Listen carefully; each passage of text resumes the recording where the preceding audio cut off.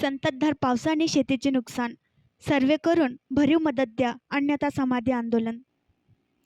जुलै आणि ऑगस्ट महिन्यात बाळापूर व तेल्हारा तालुक्यात संततधार पावसाने शेतीतील पिकांचे अतोनात नुकसान झाले आहे. या पावसामुळे शेतकऱ्यांना शेतीची मशागत सुद्धा करता आली नाही. त्यामुळे पिकाची वाढ खुंटली व काही ठिकाणी तूर पिकाचे मोठ्या प्रमाणात नासाडी झाली. याबाबत शासन स्तरावरून कुठलाही सर्वे हा शासनाचा महसूल अथवा कृषी विभागाने केला नाही. त्यामुळे शेतकऱ्यांच्या झालेल्या नुकसानीची भरपाई करण्यासाठी शासनाने ताबडतोब सर्वे करावा. हा सर्वे न झाल्यास अन्यायग्रस्त शेतकरी आपापल्या शेतात समाधी आंदोलन करतील, असे निवेदन शेतकरी पुत्र गोपाल पोहरे यांच्या नेतृत्वात आज बाळापूर तालुका उपविभागीय अधिकारी व तालुका कृषी अधिकारी यांना देण्यात आले. यावेळी बहुसंख्य शेतकरी उपस्थित होते.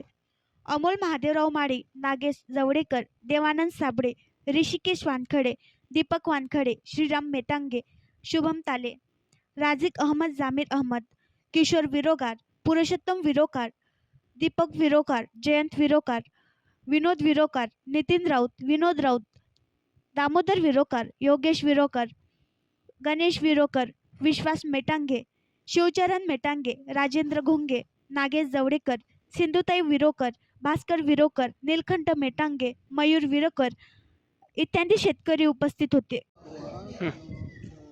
यावर्षी जून जुलै महिन्यात मोठ्या प्रमाणात अतिवृष्टीमुळे बाळापूर तालुका तसेच तेल्हारा तालुक्यात नुकसान झाले आहे.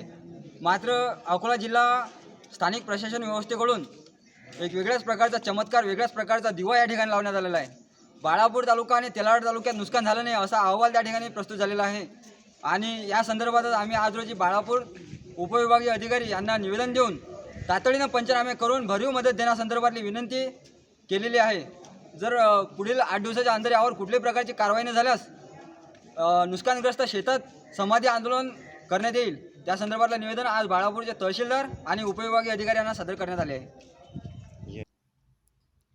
आणखी नवीन व्हिडिओ पाहण्यासाठी आमच्या देशमुख एक्सप्रेस न्यूज चॅनलला सबस्क्राईब करा, लाईक करा आणि शेअर करा.